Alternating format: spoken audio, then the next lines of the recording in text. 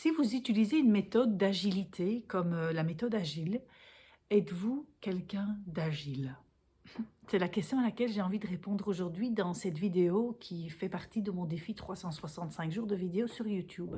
Donc si vous n'êtes pas encore abonné à cette chaîne et si ça vous intéresse, l'autonomie de votre équipe, la gestion d'équipe en général, abonnez-vous.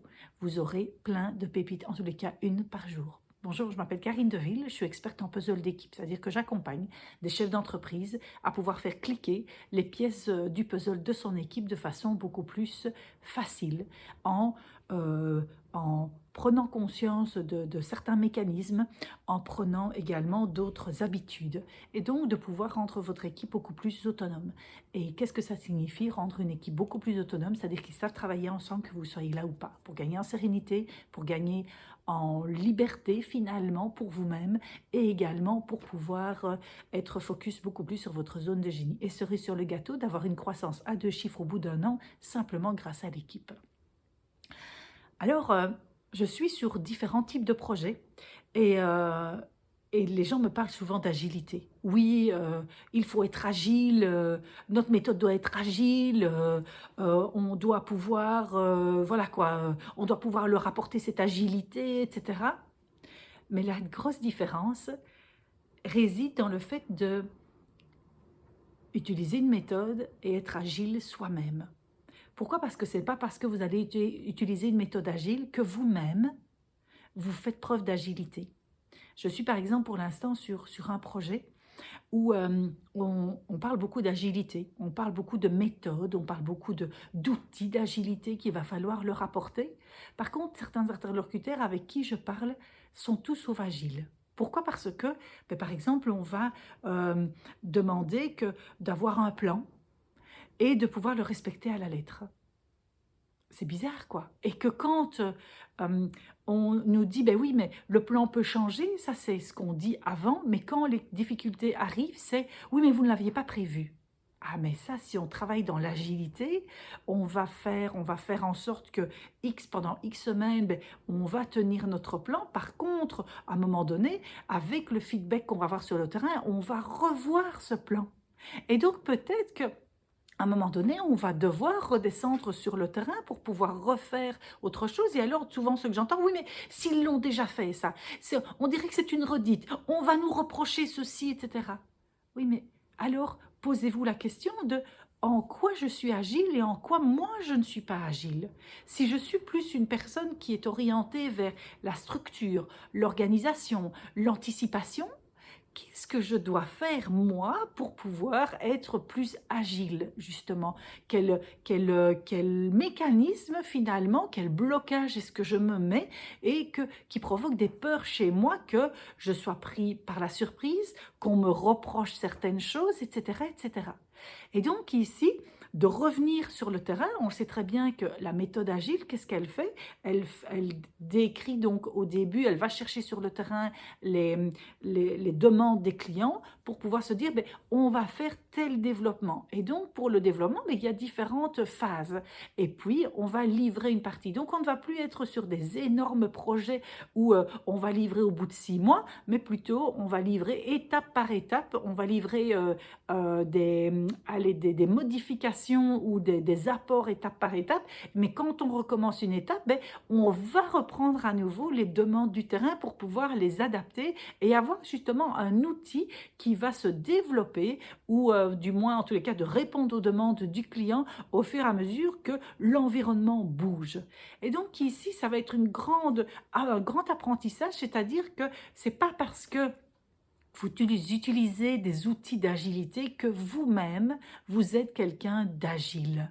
Et c'est quelque chose qui s'apprend, c'est quelque chose qui va chercher un développement personnel parce qu'il y a des blocages, il y a des peurs chez vous qui font que c'est difficile d'être dans cette agilité. Parce que l'agilité, qu'est-ce qu'elle veut dire? Elle veut dire que je vais m'adapter par rapport à ce qu'on me renvoie. Mais je ne vais pas le prendre pour moi. on va vers un des 4 accords Toltec ici. Je ne vais pas le prendre pour moi personnellement, c'est l'environnement qui bouge au fur et à mesure, qui me fait des rappels. Et donc, avec les informations que j'avais, j'ai fait certaines choses. Et puis, au fur et à mesure que j'ai avancé, je me suis rendu compte que j'avais d'autres informations. Et puis, le cerveau également ne peut pas tout capter au début. Et donc, oui, j'ai capté certaines choses. On a mis d'autres choses en place. Et puis, alors, à un moment donné, on refait le point pour pouvoir voir, OK, mais quelles informations finalement je reçois, qu'est-ce que je n'ai pas entendu avant que je vais pouvoir le mettre en place maintenant, et de pouvoir y aller de façon méthodique et non de façon rigide avec quelque chose qui va être prévu pour les 6 mois à venir. C'est ça en tous les cas qu'il faut pouvoir se rendre compte, c'est quand on utilise des méthodes agiles, c'est de se poser la question: en quoi est-ce que je suis agile et sur quoi est-ce que j'ai des résistances? Parce que nous aurons toute notre vie des résistances par rapport à l'agilité. On ne devient pas agile comme ça. C'est un cycle, l'agilité, et qu'à chaque fois, nous allons repartir dans ce cycle de maturité où on va à nouveau faire face à certaines résistances internes que l'on a en nous pour pouvoir redémarrer un nouveau cycle vers une meilleure agilité. Warren Buffett disait que c'était important de chaque année se demander quel blocage est-ce que je vais faire sauter et de s'y atteler un blocage à la fois pour pouvoir rentrer dans ce cercle d'être agile d'abord vis-à-vis de soi-même pour pouvoir utiliser des outils qui vont alors consolider, qui vont porter ce que vous portez justement en vous, ce que vous incarnez au niveau de l'agilité.